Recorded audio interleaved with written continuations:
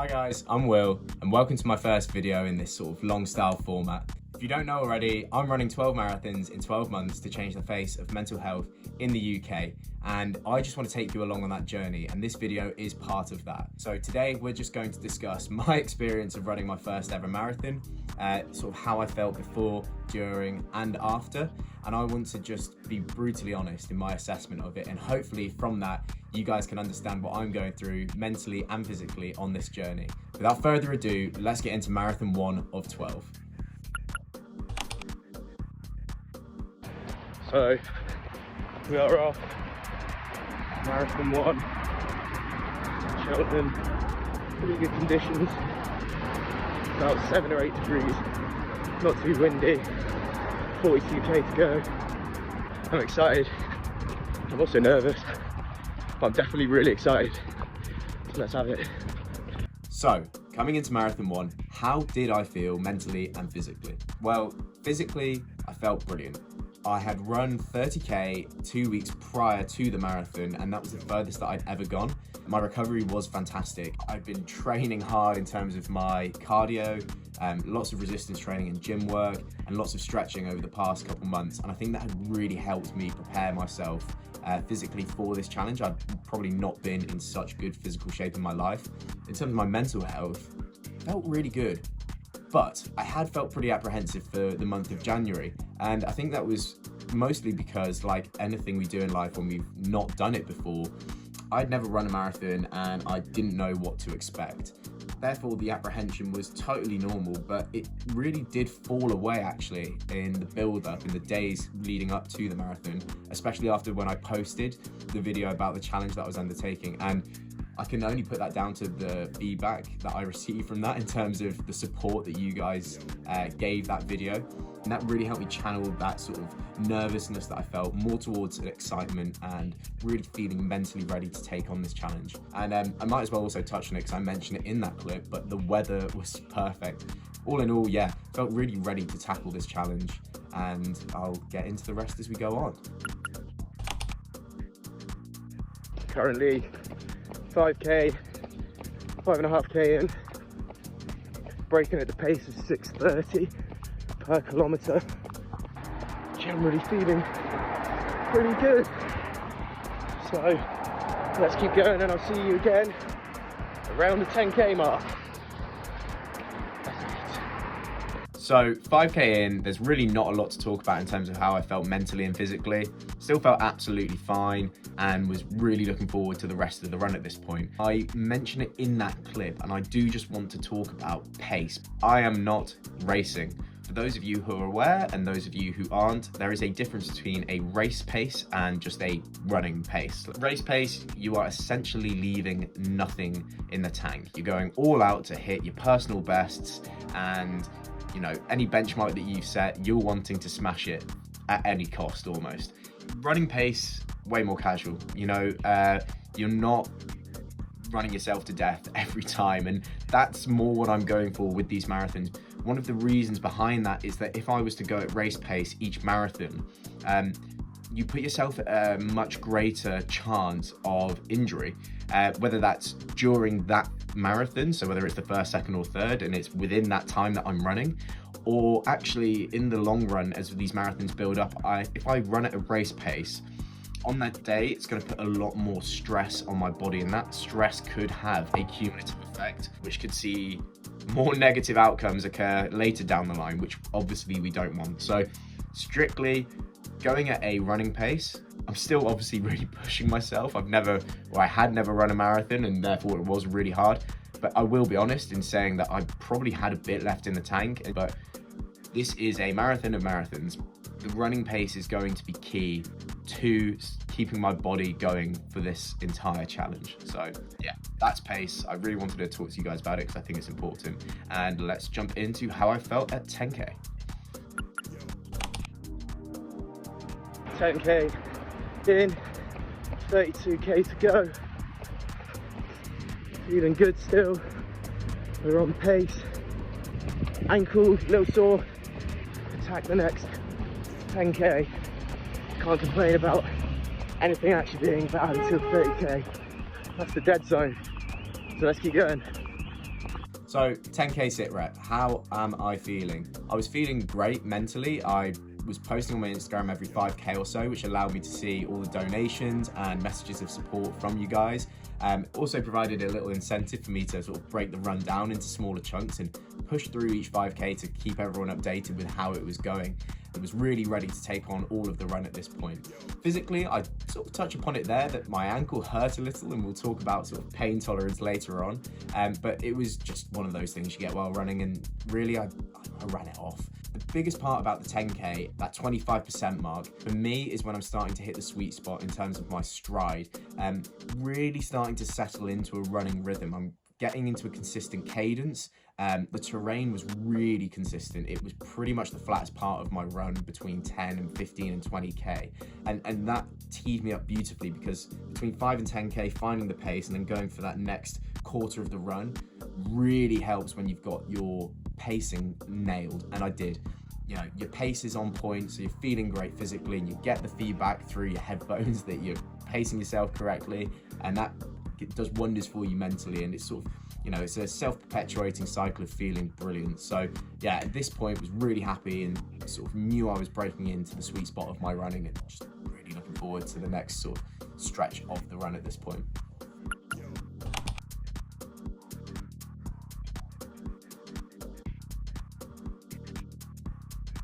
So the 15K mark, I'm sorry there's no video clip for this, but there is a very good reason, and it's because this is where I refueled. As you know, and have probably guessed, that this run was not an official event, and because of that, there were no sort of hydration stations throughout at all.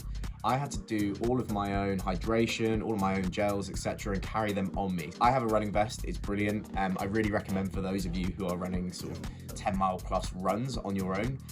In the vest, I can carry a litre of water across 2 bottles. So one of those will contain an isotonic fluid and the other will be just water. And at the 15K point, that's when I'd run out of fluids, I'd run out of the initial gels that I was carrying. And my dad very kindly was basically chief of pit stops for this race, and he met me at the 15K mark, would stand on the pavement, I'd hand him the empty bottles as I was running, he'd refill them with the isotonic fluid and the water, and then he would drive about 1 kilometre ahead and stand on the pavement again, and he'd hand the now full bottles to me as I was running. Yeah, it worked really well, and at this point, again, gives you the mental boost. You've got new fluids on board. I've seen a familiar face, and I was really looking forward to getting to the halfway point. Currently halfway on the run, 21.1k to go. We're gonna keep going, smash out the marathon, and then the rest will be history until next month. Let's keep pushing, keep those donations coming in, and let's keep doing this. 2 brilliant charities, Mind and Movember. The link to donate will always be below and in my social pages. So the halfway point, obviously the biggest benchmark of the run, apart from the finish line itself. You're feeling good at this point because all the KMs ahead of you are just going to be decreasing and decreasing. It's going to give you a big mental boost, and it really did give me a big mental boost. And I felt really good still at this point in my own head. Yeah, I felt a bit tired, but it comes with the territory, and I've still felt super positive about the run. I think the most difficult bit at this point was that I've been running through really sort of urban areas for the first 20k, and where I filmed that clip, in fact, was on a really busy high street, and I was starting to get a bit fed up of sidestepping people. That's one of the most difficult things about not running on the road for the entire run. You have all these other challenges of, you know, steep dropping curbs and uneven surfaces, and obviously people in your way, and you know, every sidestep is a big burst of energy, and it does break your stride. Yeah, still feeling really good at this point, and I was looking forward to the next stretch of the run, which took me to sort of a quieter area of Cheltenham, which was really nice.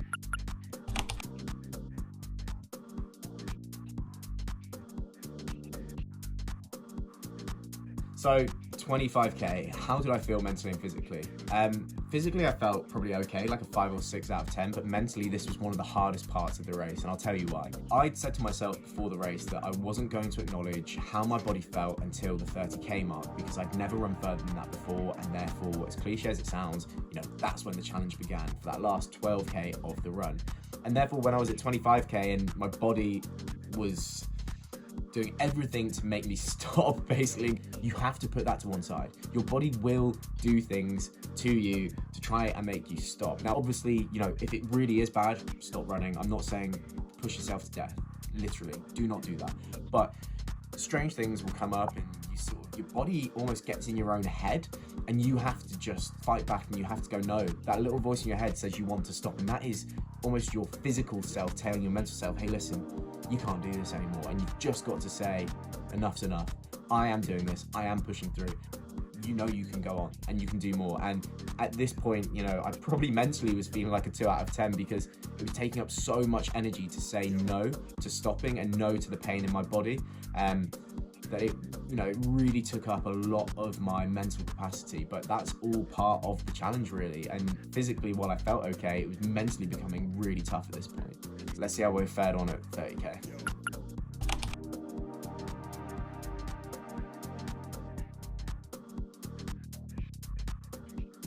The 30k mark, how was I feeling? Well, obviously I met my dad again and he gave me all the fluids and the energy gels that I was needing, which was brilliant. But in the lead up to that, it sort of continued from where I was at 25k. Physically, I was, you know, actually pretty much fine.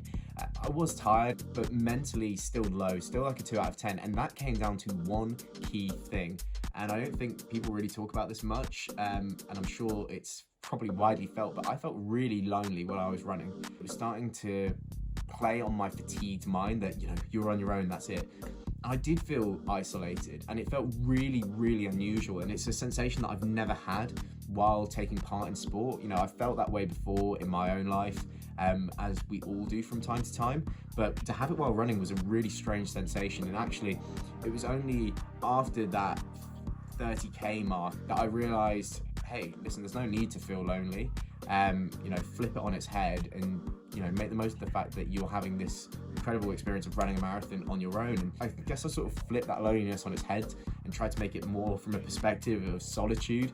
Overall, that sort of third quarter from 20k to 30k was unbelievably tough on me mentally, more so than I could have ever prepared for, and more so than I'd ever heard about online in other videos. So yeah, I think it's just an interesting point to highlight and hopefully one that I can raise awareness about, because if you're planning on running a marathon, I think it's worth knowing that you have these fluctuations in how you feel mentally while running, and you've just got to find ways to cope with it, which luckily I did, and I was pretty thankful for that for heading into the final 12k.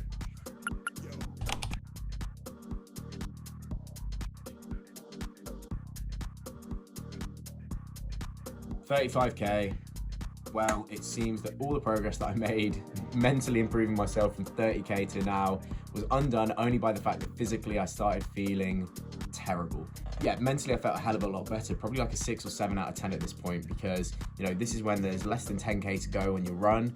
You're looking forward to getting to that final 5k, things are looking good, and even though it's unknown territory, you're feeling positive because the end is in sight. However, my body was saying no. It was saying no to gels in particular because I just had enough of the sweetness. I really could not take it anymore. I was actually running at one point with an open gel in my hand, and just sort of, as I was running, I didn't mean to, but I was just squeezing it in my hand and all this gel was running down my hand. I probably looked like a real mess, and the people of Cheltenham were looking at me like, what is this guy doing? I stopped taking the gels, I felt pretty sick. I ended up turning off my music, which actually was really cool. I ended up being super sort of present and getting into a bit more of a flow state while I was running after I'd got over this feeling of sickness, but it was really tough. And I'd say that, yeah, I went from feeling like 6 out of 10 physically at the 30k mark to about a 2 out of 10 at the 35k. I really was just pushing to get to 37k at this point because I wanted to get into that final 5k stretch where, you know, adrenaline would take over and push me through to that finish line. I cannot believe that I'm actually recording right now, but I've just hit 40k, got 2k to go. I'm chasing that feeling and there's nothing like it. 2 to go, come on, let's have it. What a great warm up for the next 11. I think that 40k video really speaks for itself. Mentally, I was just flying. I mean, like, I felt incredible. I was just living in the moment, which sounds really corny, but it was totally true. I think the runner's high was sort of starting to kick in like no tomorrow. I'd probably say that I felt like 10 out of 10 at this point. It was insane.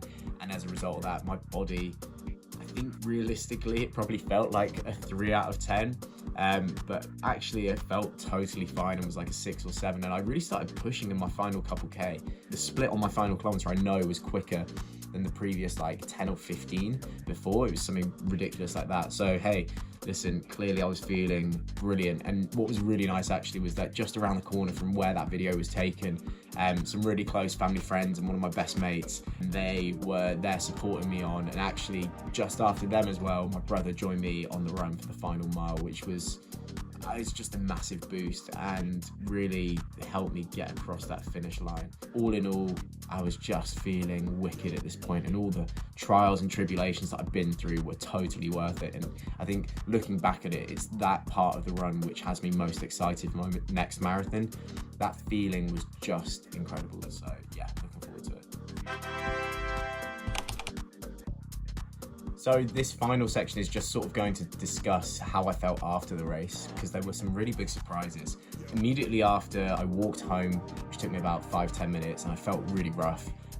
I'll throw some photos on screen. My family were supporting me all the way, physically and mentally home, which was great. Got back, did all things recovery, and then what really threw me is that sort of first 24 to 48 hours after, skeletal side of things hurt quite a lot.